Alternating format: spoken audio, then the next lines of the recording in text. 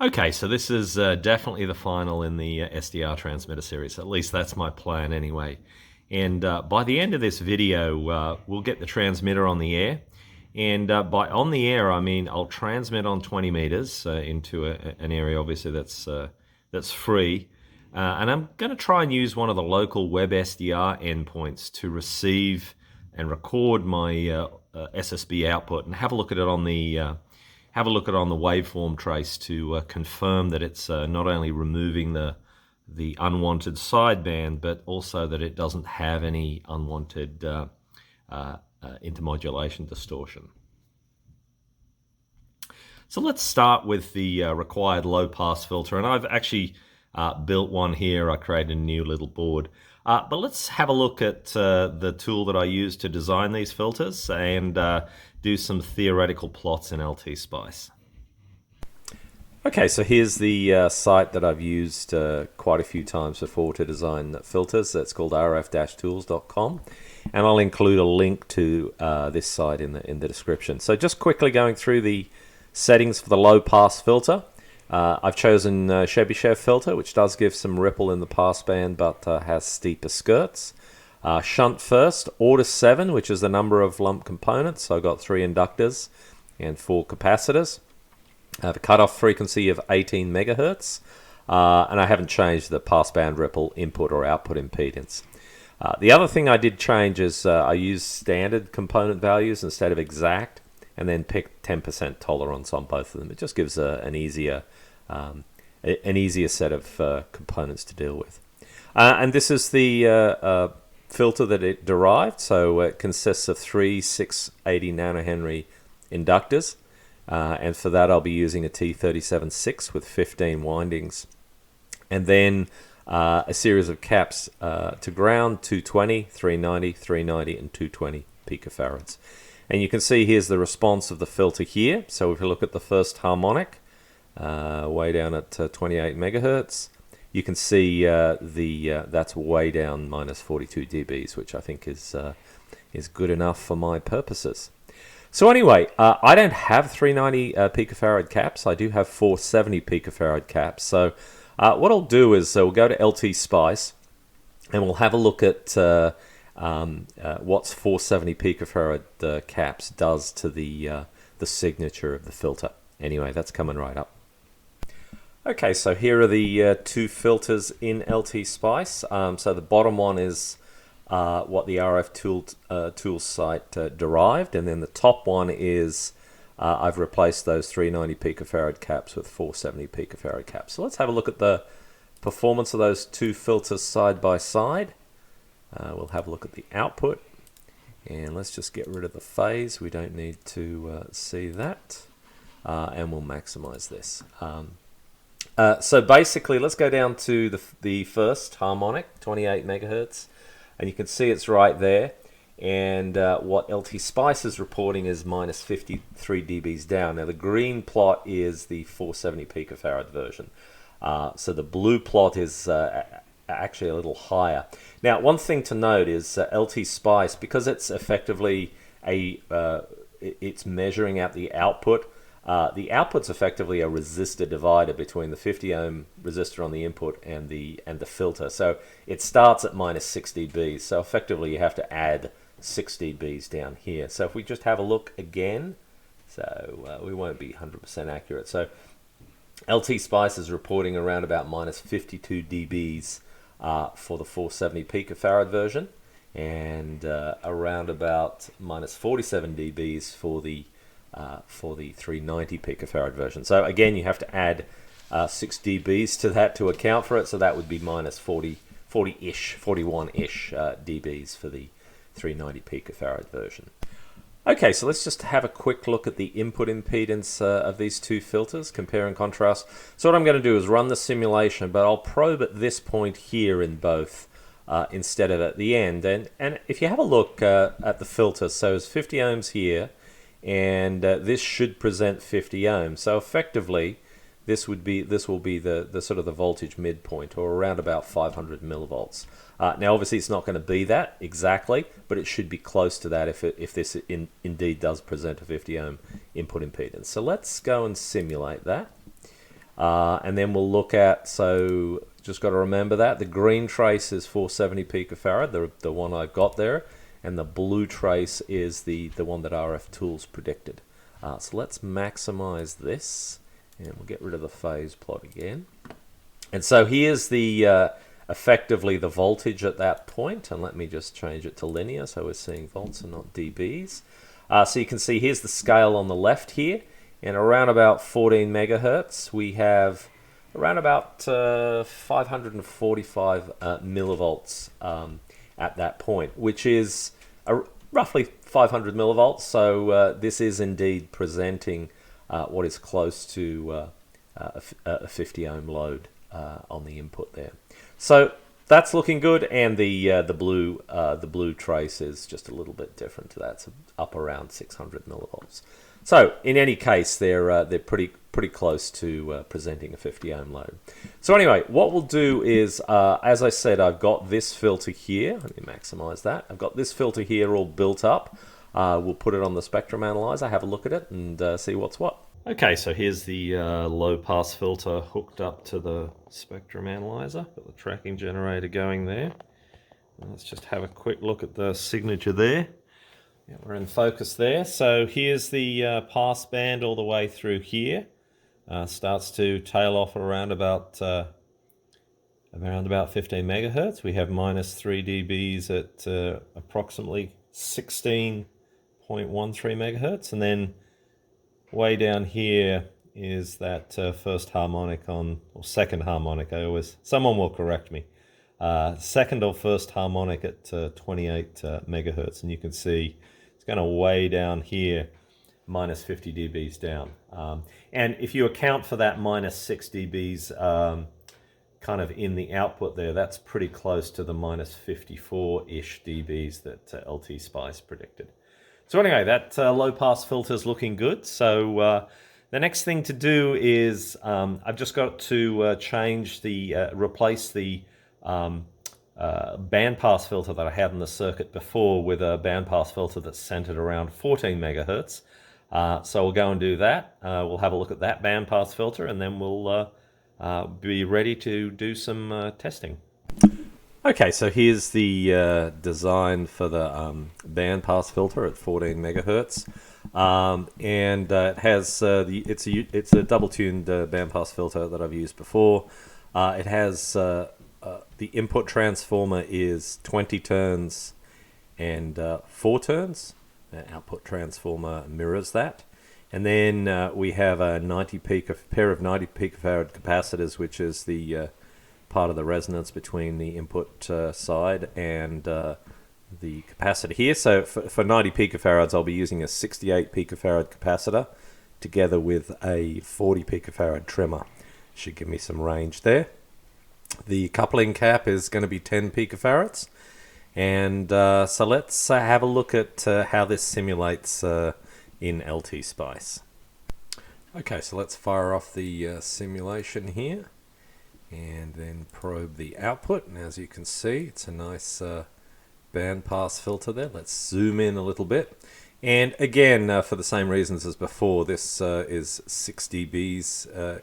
This is a 6 dB point here. But you can see this bandpass filter is pretty good between just a little bit below 14 megahertz and just a little bit above 15.4 megahertz, which is ideal for what we're trying to do here. So let me get that built up on the board, and then we can have a look at the signature on the spectrum analyzer. Okay, so I've got the bandpass filter connected up to my spectrum analyzer. Let's have a look at the trace. So as you can see, make sure it's focused. There we go, it's focused. So that's the peak at around about 14.02 megahertz. And then as we go through, you can see there's a little bit of overcoupling there with that little dip in the center there. But overall, the insertion loss is quite small. So you can see it goes from around about 14 megahertz all the way up to around about 15 megahertz, which is pretty close to what we saw on the ltspice simulation. Okay, so the bandpass filter's ready to get installed in circuit. Although one thing I noticed though, and I've always wound these transformers this way, where you have the kind of the large number of turns wrapping right around the toroid, and then the smaller number of turns just at this point here. One of the things about that though is the inductances that you see from toroids.info and elsewhere assumes that you're wrapping the entire circumference of the toroid. And when you scrunch together the windings like this, it greatly increases the inductance. So one thing I've been meaning to try is, well, what if I wind these 4 turns all throughout the circumference of the toroid here rather than bunching them up? Just to actually see the difference, let's get this on an LCR meter, and we'll see the difference between the inductance of sort of bunching them up all together like this versus stretching them out the circumference. Okay, so let's first measure with all the windings bunched together. So if I zoom in a little bit, you can see those 4 windings are all close together. And let me just change the frequency up a little bit here. So you can see that with those 4 windings all bunched together, I'm getting about 116 nanohenries, which is quite different to that 50 nanohenries that we saw as the sort of the expected result from toroids.info. So what I'll do is I'll stretch these windings out, and you will see that that inductance goes down markedly. Okay, so now you can see I've got the windings spread out across the circumference of the T37.6. And note that that inductance has gone right down to that sort of theoretical value that was that toroids.info displayed, which is around about 50 nanohenries. What I might do is I'm just going to wind a separate bandpass filter, and instead of having all the 4 windings bunched up together, I'm going to stretch them across the circumference of the toroid, and we'll see what the effect is on the bandpass filter itself. Okay, so here's the other bandpass filter, and the green wire, the 4 turns, is wrapped all the way around the circumference. So let's have a look at the result on the spectrum analyzer. And I've got a, let me just turn that light off, bear with me. Sorry about that. So you can see the bandpass filter has quite a bit of a different shape there. Gone is that what looked like overcoupling, and it's almost it almost looks like it's undercoupled now. So I mean, the performance is still pretty good. You can see all throughout the 20 meter band from 14 up to 14,350. It's you know, all less than a dB of insertion loss. So interesting stuff. What I might do is I'll proceed with the original one, and we'll see what happens there. So next up, I'm going to install that bandpass filter in the circuit, and let's see what we see. Okay, so we're ready to do some testing with the amplifier. So just to walk through the rat's nest here. So this is the incoming audio signal right here, which will be starting off at 1 kilohertz. Comes into the board. Here's the bandpass filter straight after the Talo encoder. Here's the preamp that you've seen before. And then just panning up a little bit, zoom in. There's the 10 watt amplifier. So the signal comes from the preamp, goes into the 10 watt amplifier, gets amplified, comes back out. And then the new component is this low pass filter that we've got here. And then the output of that's going to 2 places. It's going off to the dummy load here, and then I've got a sort of a tap in parallel here where it's going off to the scope. So we'll start as usual with a single tone test. We'll be injecting a 1 kilohertz audio tone.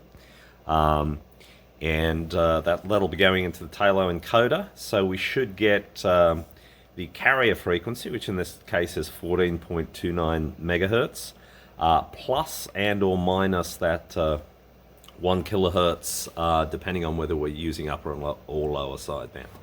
Why am I using channel 2, you may ask, on my scope instead of the usual channel 1? I think I accidentally blew up channel 1. I'm not quite sure how I did it, but there you have it. So anyway, let's start by firing off the amplifier, and we'll see that output tone. Okay, so here we go. Let me turn on the amplifier, and there you go. Let's just hit run stop so we can see that. So there's the single tone output signal. You can see it's 58 volts peak to peak, which is around about 7.8, 7.9 watts output. So close to 8 watts output there. And you can see the signal is quite reasonable. Let me just fire that off again. Although, if you have a look at it, there are these undulations at the top of the signal. So there's definitely some. There's still some mixing products in there, as you can see. It's not a. I mean, this should be completely flat at the top with a single tone. So anyway, and we'll see some of those mixing products when we get to the spectrum analyzer part of this. So let's do a two-tone test, the usual 700 and 1900 hertz two-tone test. Let me go up. All right. Fire off the amplifier. And there's the output there. It's a little jittery, as you can see. Let me just stop that. But as you can see, that's a nice smooth sine wave, top and bottom, with a very clear crossing point. There definitely are some undulations in that. If I just pan out a little bit, you can see there's definitely some undulations in the signal there. Again, with this one at 57.2 volts peak to peak. So anyway, let's go over and have a look at those signals on the spectrum analyzer. Alright, so I'm injecting the signal into the spectrum analyzer. I do have a 50 dB attenuator in the path there. So let's just fire that up. We'll be able to see that output there. Let's go to the peak. So as you can see, that's the upper sideband output. Again, injecting a single tone, a 1 kilohertz tone. So you can see there's the upper sideband there at 14.291 megahertz. If I change to lower sideband, you can see there's the lower sideband there. Let's just go to that left peak at 14.289 megahertz.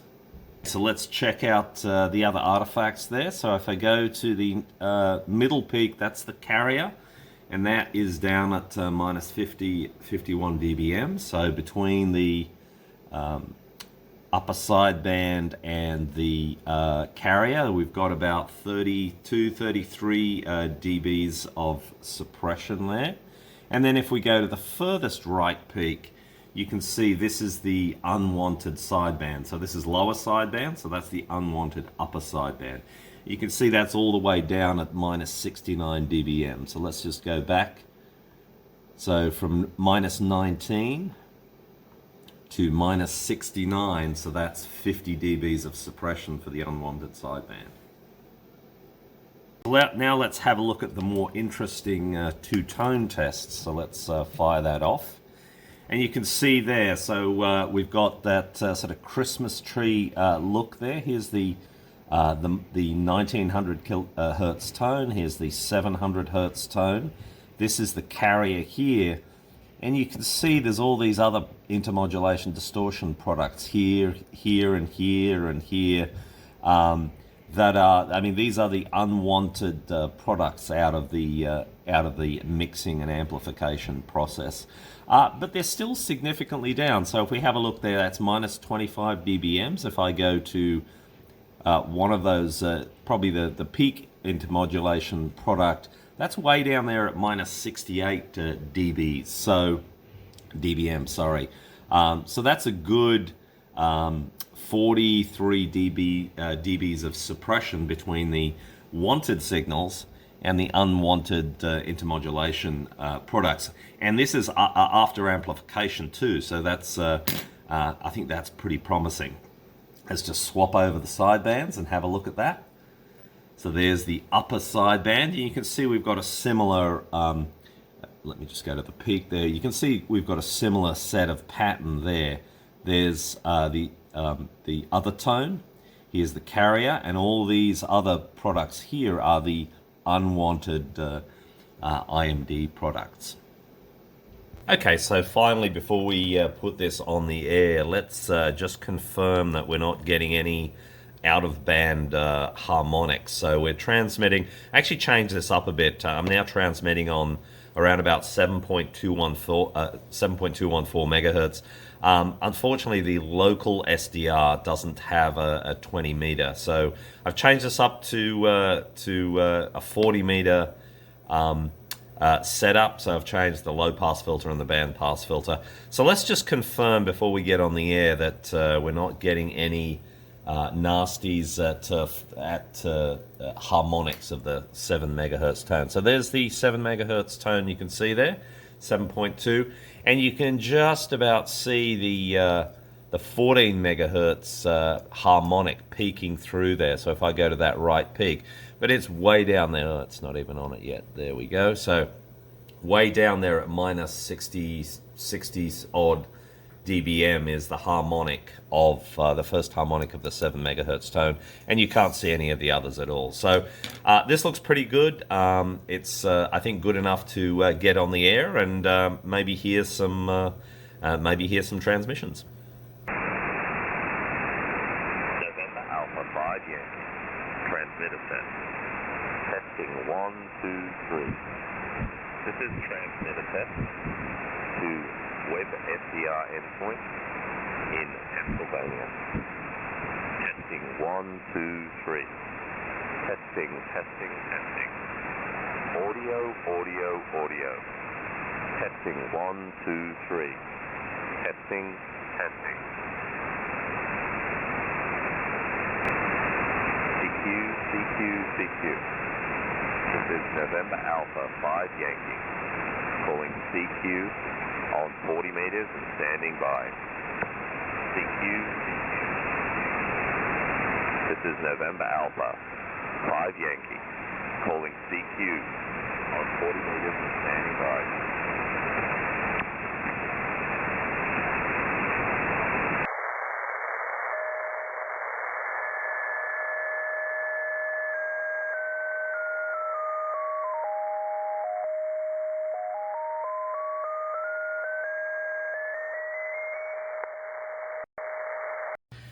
Okay, so as you heard from some of those transmissions, rather weak, but definitely intelligible.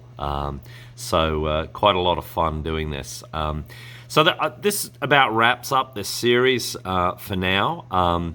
What I plan to do in the next series is sort of bring it together and have a proper transceiver with receiver transmit switching and so on and so forth.